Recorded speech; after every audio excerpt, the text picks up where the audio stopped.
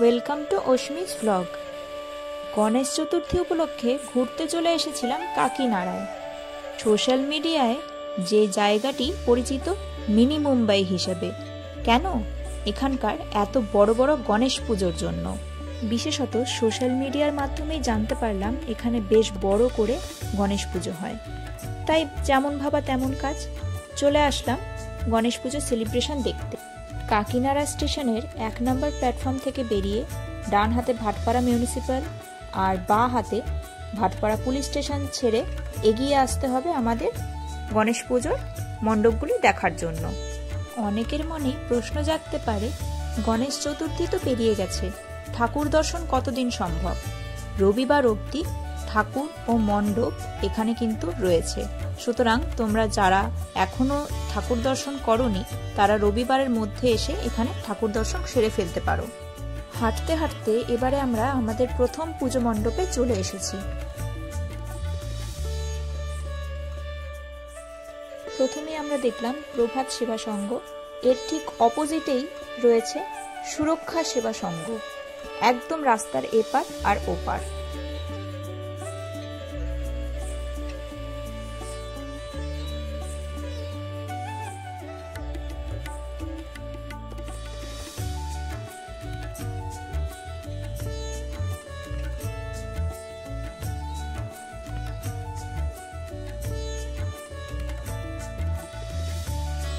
এই পুজো মণ্ডপের এবছরের থিম পরিত্যক্ত বাড়ি বা হন্টেড হাউস।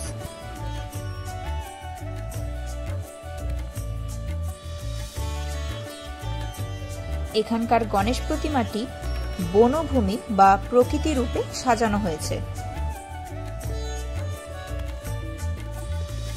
সেকেন্ড পুজো মণ্ডপ দর্শন শেষে কিছুটা হেঁটেই ডান হাতেই রাস্তার ওপর পড়বে 3 নম্বর পুজো মণ্ডপ হরিজাতি কল্যাণ সমিতি।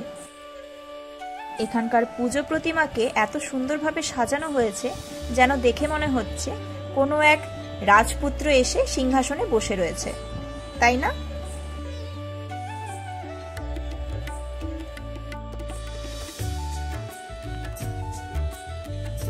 এবারে আমরা চলে এসেছি 4র্থ নম্বর পুজো মণ্ডপে, যার নাম শিব কল্যাণ সমিতি।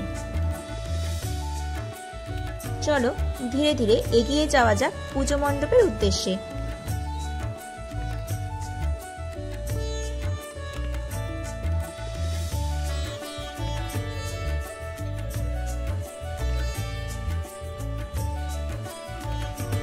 এই পুজো মণ্ডপটি সাজানো হয়েছে এক পুরনো দেবী মন্দিরের আদলে। এখানকার গণেশ প্রতিমাটিকেও কিন্তু একটু অন্যরকম ভাবে সাজানো হয়েছে, যেন মনে হচ্ছে যুদ্ধরত গণেশ ঠাকুর। হাঁটতে হাঁটতে কিছুটা এগিয়ে এসেই চোখে পড়লো এই পুজো প্রতিমাটি, কি সুন্দর তাই না?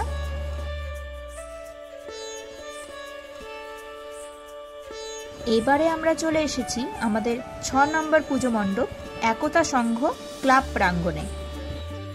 বিভিন্ন সোশ্যাল মিডিয়া প্ল্যাটফর্মে কিন্তু এই পুজো মণ্ডপ নিয়ে অনেক রকম ভিডিও আপলোডেড রয়েছে। এই পুজো মণ্ডপটি শালপাতা ও শোলার বিভিন্ন সরঞ্জাম দিয়ে সুন্দরভাবে ময়ূর মোটিভে সুসজ্জিত রয়েছে।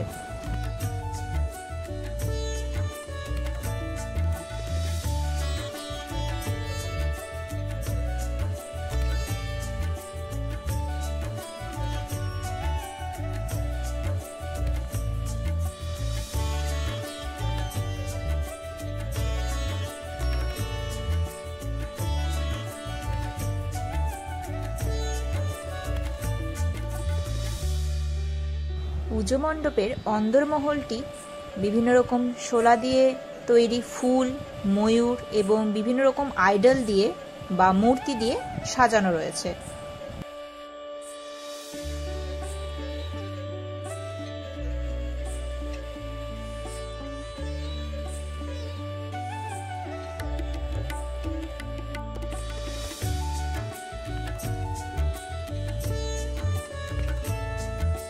ঘুরতে ঘুরতে চলে এলাম কাকিনাড়ার 7ম পুজো মণ্ডপ মানব সেবা সংঘতে।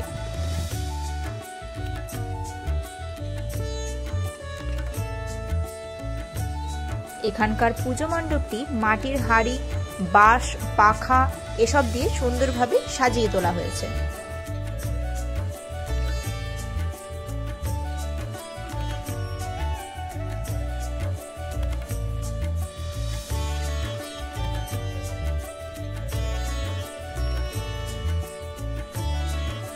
এখানকার প্রতিমাটিও কিন্তু বেশ সুন্দরভাবে সুসজ্জিত ও পুজো মণ্ডপের সাথে একদম সামঞ্জস্যপূর্ণ।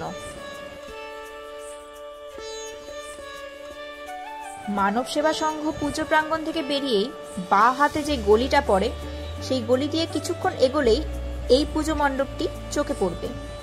এর ক্লাব নেম আমি জানি না, তবে এর পুজো মণ্ডপ সজ্জাটি কিন্তু বেশ সুন্দর লাগছিল, তাই তোমাদের সাথে শেয়ার করলাম।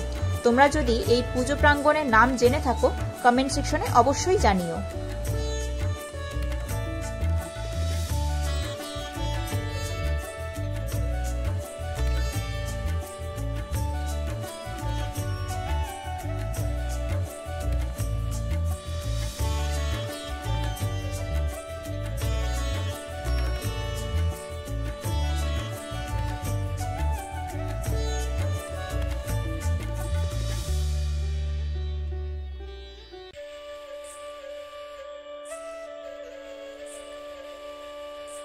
পথ চলতে চলতে চোখে পড়ল এই পুজো মণ্ডপটি। পুজো প্রাঙ্গণটি পুরো বিয়ের মণ্ডপ হিসেবে সাজানো হয়েছে, তবে মণ্ডপ সজ্জার থেকেও পুজো প্রতিমাটি কিন্তু আরো বেশি সুন্দর লাগছে। বিয়ের মণ্ডপ সাজানো হয়েছে আর গণেশের বউ থাকবে না তা কি করে হয়?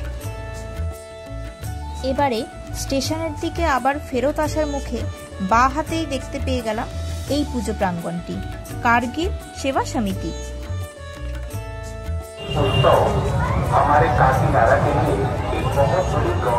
এখানেই শেষ হলো আমাদের গণেশ চতুর্থীর পুজো পরিক্রমা। দেখা হচ্ছে আবার পরের ভিডিওতে। আজকের মতো টাটা।